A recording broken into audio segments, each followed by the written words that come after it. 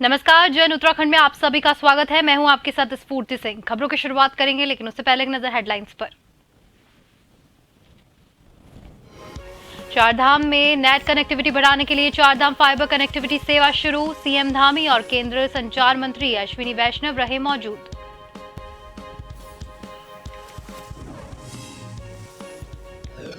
UCC लागू करने के लिए तेजी से काम कर रही प्रदेश सरकार। यूसीसी विशेषज्ञ कमेटी ने की करीब सभी प्रक्रिया पूरी तरह से तैयार करके जल्द सौंपी जाएगी ड्राफ्ट। कॉलोनियों से हटाया जा रहा लोगों के समर्थन में पूर्व मुख्यमंत्री रावत का धरना। भाजपा प्रवक्ता विपिन कथौला ने ली चुटकी, कहा पूर्व मुख्यमंत्री हरीश रावत है धरना एक्सपर्ट। पर्यटन में आपसी सहयोग के लिए उत्तराखंड और गोवा में एमओयू, दोनों देशों ने मिलकर करेंगे काम। मुख्यमंत्री धामी ने कहा ये पहला, बाकी राज्यों में भी ये पहल प्रेरित करेगी। बेलगांव अफसरशाही पर विराम लगाएगी धामी सरकार। जून से सभी प्रमुख नौकरशाह करेंगे जिलों का दौरा। जिलों के भ्रमण का कैलेंडर जारी।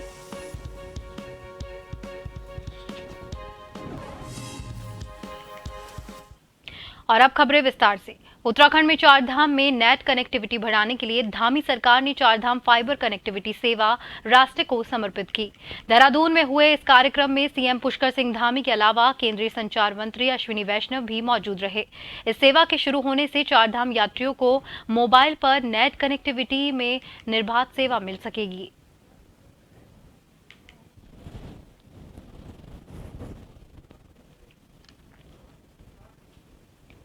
G20 सम्मेलन में भाग लेने देश विदेश के मेहमान जब जॉली ग्रांट एयरपोर्ट पहुंचे तो उत्तराखंडी संस्कृति और ढोल दमाऊ के साथ में विदेशी मेहमानों का जोरदार स्वागत किया गया। विदेशी मेहमानों ने जब यहां से ऋषिकेश के लिए प्रस्थान किया तो रानी पोखरी बाजार में लोगों ने फूलों की बौछार कर शानदार स्वागत किया। रानी पोखरी में सीडीओ देहरादून के सभी ग्राम प्रधान सुधीर रितुड़ी ने उनके नेतृत्व में उत्साहित लोगों ने तिरंगा लहराकर वेलकम किया। रानी पोखरी सौंग जाखन पुल से लेकर रानी पोखरी चौक तक सभी लोगों के साथ स्कूली बच्चे और पूर्व सैनिक भी लाइन से खड़े होकर विदेशी मेहमानों का स्वागत करते नजर आए। 80 डेलीगेट्स हैं, वो आज सुबह आए हैं और वो लोग भी होटल गए हैं और दिन से मीटिंग का सिलसिला शुरू हो जाएगा। उसमें डीओपीटी जो भारत सरकार का एक विभाग है वो पूरी मीटिंग्स कोऑर्डिनेट कर रहे हैं। शाम को राज्य सरकार की ओर से उनको गंगा आरती के लिए परमार्थ निकेतन ले जाया जा रहा है। वहां पे गंगा आरती में वो लोग प्रतिभाग करेंगे। उसके बाद उनका वहीं पर डिनर रखा गया है। रुड़की के भारत नगर रामपुर रोड पर भारी विरोध के बाद प्रशासन ने अतिक्रमण हटाओ अभियान पुलिस बल की मौजूदगी में चलाया।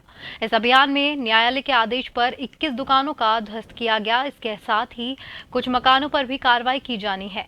भरत नगर में रामपुर रोड पर एक भूखंड पर बनी दुकानों का विवाद लंबे समय से कोर्ट में चल रहा था।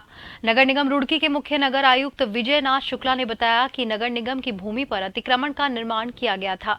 एसपी देहात स्वप्न किशोर सिंह ने बताया कि सुरक्षा के मद्देनजर पुलिस बल लगाया गया है। अभियान का नेतृत्व कर रहे नगर आयुक्त विजयनाथ शुक्ला के भारी विरोध का सामना भी करना पड़ा। स्थानीय जनप्रतिनिधियों की पुलिस और प्रशासन की टीम के साथ नोकझोंक भी हुई। इसके साथ ही हल्की धक्का मुक्की भी हुई।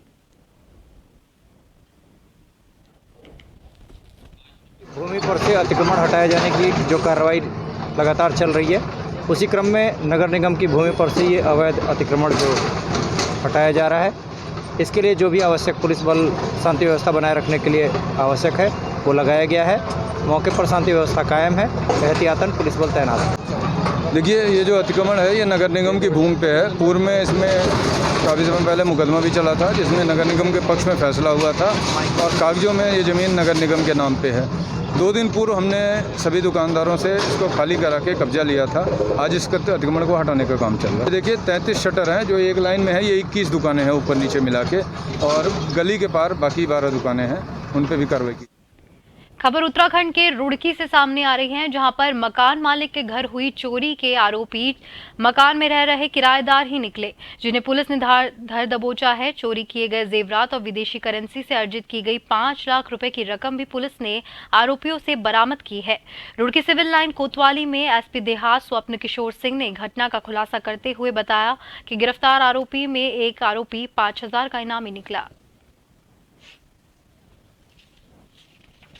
2023 को सिविल लाइन निवासी नरेंद्र वर्मा जी के घर में चोरी की घटना हुई थी, जिसमें उनके द्वारा तहरीर दी गई थी और इस संबंध में अभियोग पंजीकृत कर सिविल लाइन कोतवाली के द्वारा और सीआईयू रुड़की के द्वारा अलग अलग पहलुओं से जांच की गई जा रही थी। इस संबंध में 2 अभियुक्तों को गिरफ्तार किया गया है और उनके निशानदेही पर उनके कब्जे से 5 लाख रुपए जो उनके द्वारा 2 विदेशी करेंसी और जेवरात चोरी किए गए थे, उनको बेचकर जुटाई गई रकम में से 5 लाख रुपए बरामद किए गए हैं। पर्यटन के कई आयामों में आपसी सहयोग को बढ़ावा देने के लिए उत्तराखंड और गोवा राज्य मिलकर कार्य करेंगे। इसको लेकर मुख्यमंत्री आवास पर मुख्यमंत्री पुष्कर सिंह धामी और गोवा के पर्यटन मंत्री रोहन खौंटे ने MOU किया है। समझौता ज्ञापन पर सचिव पर्यटन सचिन कुर्वे और गोवा के पर्यटन निदेशक सुनील अचिम्पका की ओर से हस्ताक्षर किए गए हैं। मुख्यमंत्री पुष्कर सिंह धामी ने कहा है कि ये पहल अन्य राज्यों को भी प्रेरित करेगी। गोवा से देहरादून की पहली डायरेक्ट उड़ान को इतिहास के पन्नों में दर्ज करा दिया। इसी सीधी उड़ान सेवा का लाभ दोनों राज्यों के नागरिक भी उठा सकेंगे, जिससे दोनों राज्यों में पर्यटन को बढ़ावा मिलेगा।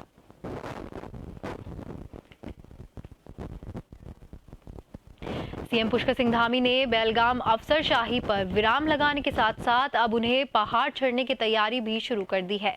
मुख्यमंत्री पुष्कर सिंह धामी ने निर्देश दिया है, उनके निर्देश पर शासन के अधिकारियों के दौरे तय हो गए हैं। देखिए एक खास रिपोर्ट। उत्तराखंड की धामी सरकार जून से अपने सभी प्रमुख नौकरशाह को पहाड़ चढ़ाने जा रही है। अपर मुख्य सचिव, प्रमुख सचिव स्तर के अधिकारियों के लिए जिलों के भ्रमण का कैलेंडर जारी हो गया है। भ्रमण कैलेंडर के हिसाब से अधिकारी साल भर हर 15 दिन में जिलों का भ्रमण करेंगे। भ्रमण के दौरान उन्हें किसी दूरस्थ गांव में रात्रि विश्राम भी करना होगा।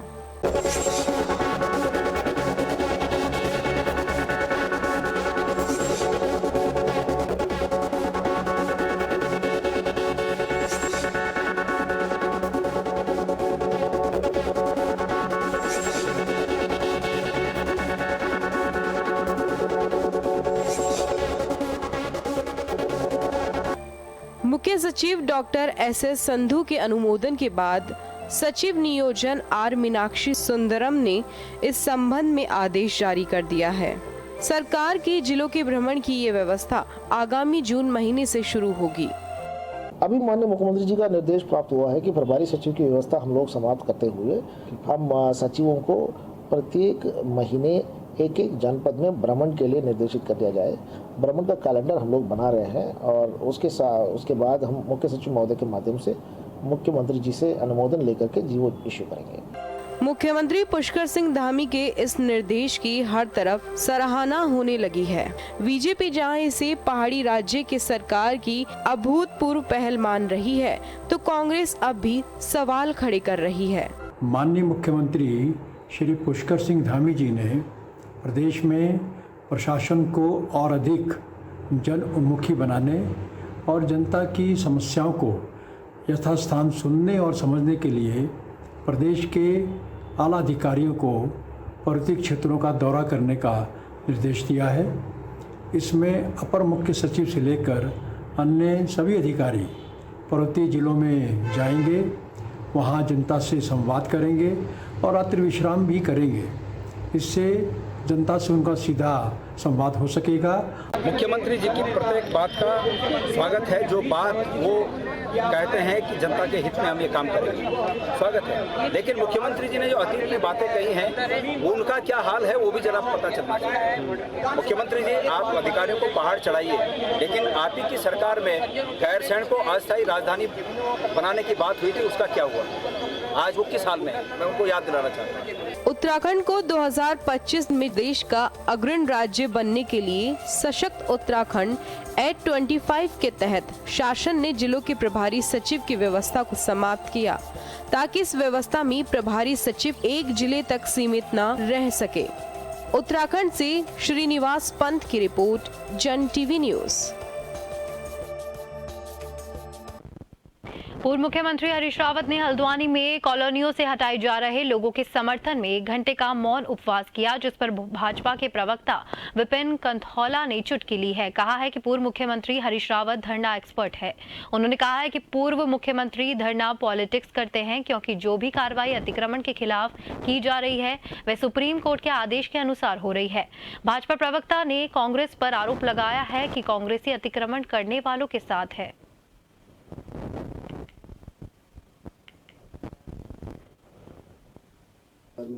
हरीश रावत जी तो धरना एक्सपर्ट है, उनको महारत हासिल है धरने में बैठने की। वो जो अपनी पार्टी के खिलाफ धरने में बैठ जाते हैं जो व्यक्ति, वो इस प्रकार के धरना पॉलिटिक्स करते रहते हैं। किसी प्रकार से लोकसभा चुनाव की तैयारी को लेकर के ऐसी चीजें करते रहते हैं। सारी जो अतिक्रमण को लेकर के कार्यवाहियां हो रही हैं, उस पर सुप्रीम कोर्ट का साफ साफ निर्णय है और सुप्रीम कोर्ट ने कहा है कि कहीं भी इंक्लूजमेंट है उनको साफ किया जाए, क्योंकि बहुत सारी विकास की योजनाएं, बहुत सारे सामुदायिक केंद्र लोगों के लिए बनाने होते हैं, बहुत सारी चीजें जो है लोगों के लिए करनी होती है। कांग्रेस का दोहरा चरित्र और हरीश रावत जी का दोहरा चरित्र यहीं पे दिखता है। हम जब तक भाजपा को उखाड़ नहीं फेंकेंगे, हम इस अपने शौक को बनाए रखेंगे। ये कह देना, हरीश रावत ने कहा है जब तक भाजपा को उखाड़ नहीं फेंकेंगे तो धरना देने के अपने शौक को हम बनाए रखेंगे। खबरों का सिलसिला यूं ही जारी रहेगा। फिलहाल वक्त हो गया है एक ब्रेक का।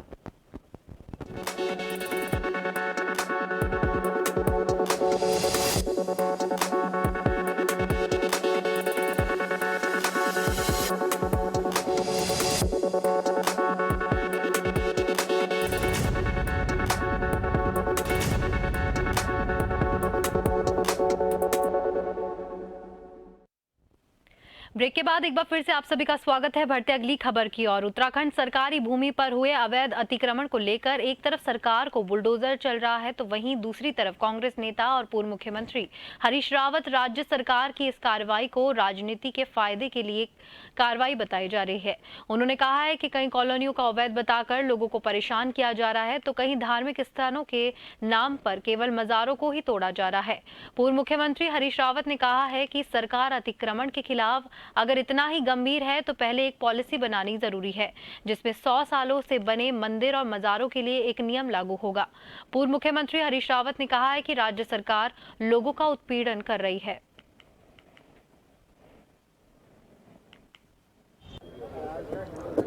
अतिक्रमण के नाम पर जो उत्पीड़न हो रहा है और अंधाधुंध उत्पीड़न हो रहा है, जो आज़ादी से पहले से बसे हुए लोग हैं उनका भी उत्पीड़न हो रहा है, जो राज्य बनने से पहले से बसे हुए हैं उनका भी उत्पीड़न हो रहा है, जो भूमिहीन हैं उनका भी उत्पीड़न हो रहा है। किसी ने अपना घर ज़रा सा किसी सरकारी भूमि में थोड़ा सा बढ़ा दिया है तो उसका बुलडोजर लगा करके उसको भी जो है उसका उत्पीड़न हो रहा है।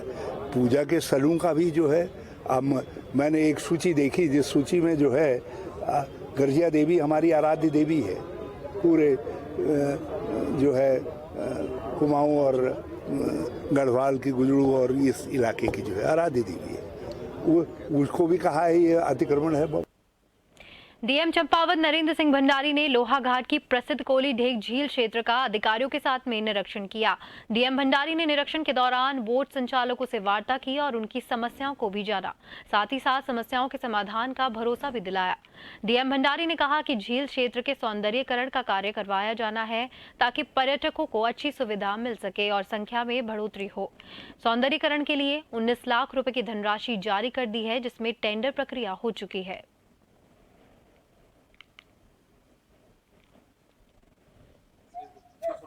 26 बोट अभी काम कर रही हैं जो बताया गया, और हमने 19 लाख दिए हैं अनटाइड फंड से।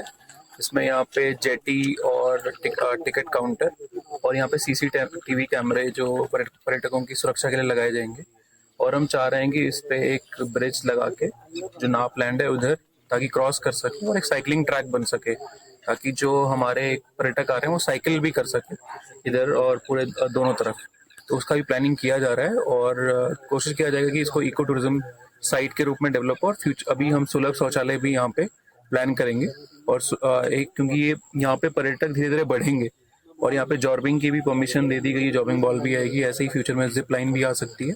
तो इसकी संभावना को देते हुए यहाँ पे टूरिस्ट फुटफॉल का डाउन द ईयर 10-20 ईयर्स में जो बढ़ेगा उसके हिसाब से हम प्लानिंग कर रहे हैं। टिहरी के प्रतापनगर के केंद्र बिंदु लंबगांव बाजार में वन विभाग और पुलिस की टीम ने रैली निकाली और लोगों को जागरूक करने का काम किया। पहाड़ों में इस वर्ष अभी तो इतनी गर्मी नहीं हुई है, लेकिन फिर भी पहाड़ों में कई जगह पर आग देखने को मिल रही है। हिदायत दी है कि यदि किसी के द्वारा वनों में आग लगाई जानी पड़ी तो उसके खिलाफ वन अधिनियम के तहत कार्रवाई की जाएगी।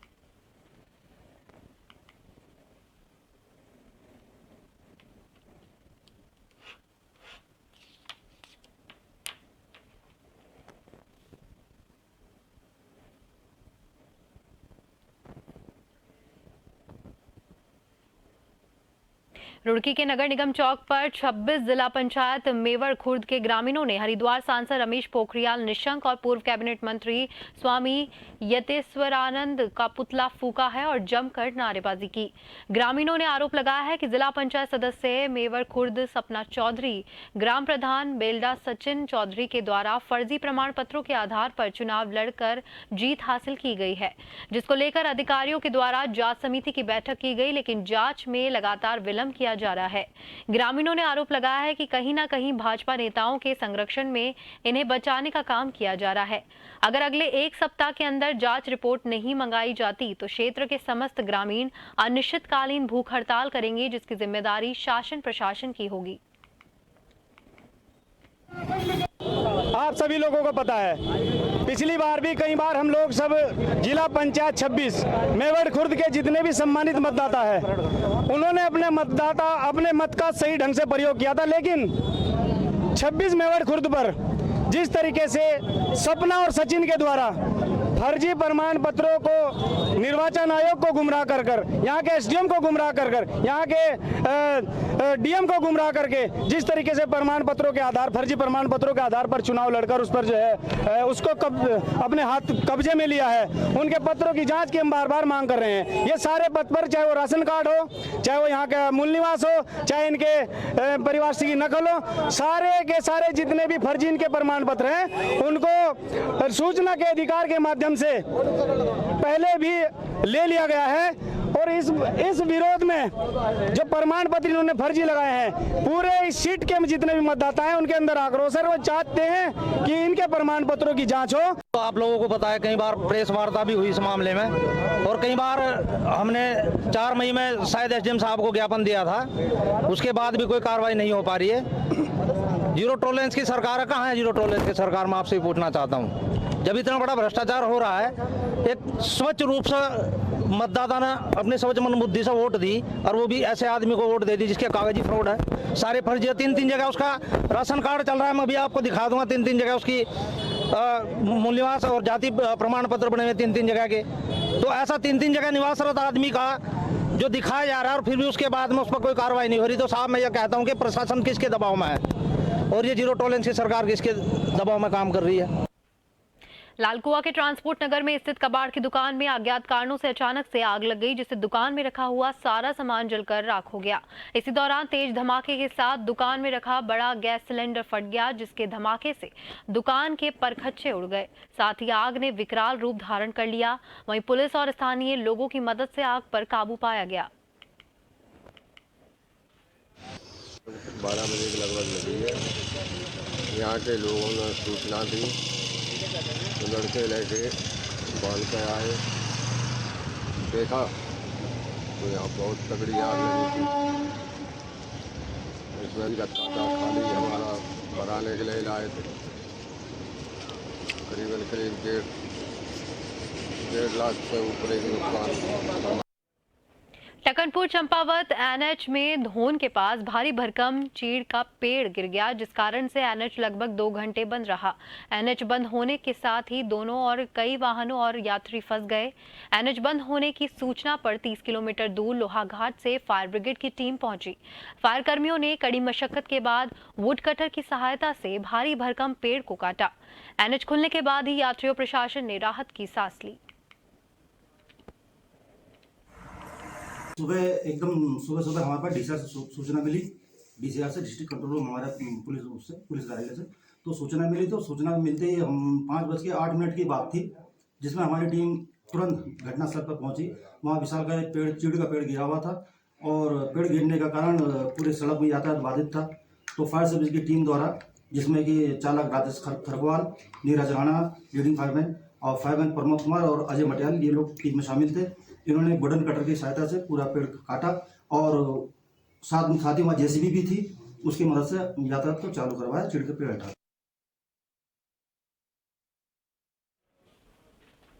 खनेड़ा किसाला के पास मलबा आने से यमुनोत्री हाईवे पर बंद के आसार हो गए। हाईवे बंद होने की सूचना मिलने पर प्रशासन ने यमुनोत्री धाम की यात्रा पर आए यात्रियों को सुरक्षित स्थानों पर रुकवाया। वहीं हाईवे को खोलने का काम जारी है। मंगलवार देर शाम को उत्तरकाशी जिले के सभी क्षेत्रों में तेज बारिश और ओलावृष्टि देखने को मिली।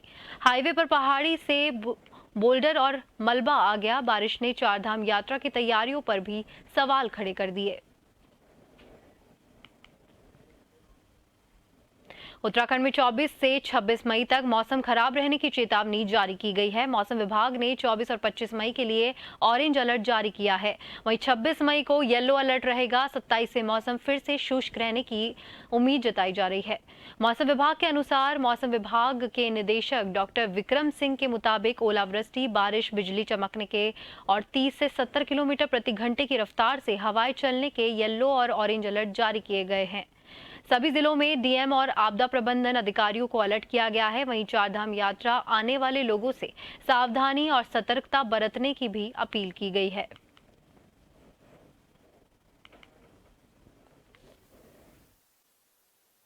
अगर पीक की बात करें तो 24 और 25 को जो रेन थंडरस्टॉर्म एक्टिविटी की जो है वो अनेक जगहों तक में या ज़्यादातर जगहों तक में 24 और 25 में वो रहने वाली है। 26 तारीख को कहें तो ये जो है अनेक जगहों तक में उसके दौरान भी इन डेट्स में भी रहेंगी। इसके साथ साथ अगर वार्निंग की बात करें तो हमने जो है 24 और 25 के लिए जो है ऑरेंज अलर्ट रखा है, क्योंकि इस दौरान जो थंडरस्टॉर्म एक्टिविटी रहेंगी वो मॉडरेट से सीवियर तक भी कहीं कहीं पर मिलेंगी। तेज आंधी से हरिद्वार के ज्वालापुर में जगह जगह पेड़ गिरने से बिजली आपूर्ति बाधित हो गई है। बरसों पुराना एक भारी भरकम पेड़ टूटकर मकान और बीच बाजार में जा गिरा, जिससे अफरा तफरी का माहौल बन गया। पुलिस ने पेड़ के नीचे दबे 3 लोगों को निकालकर अस्पताल पहुंचाया। वहीं 10 साल के बच्चे की पेड़ के नीचे दबने से मौत हो गई।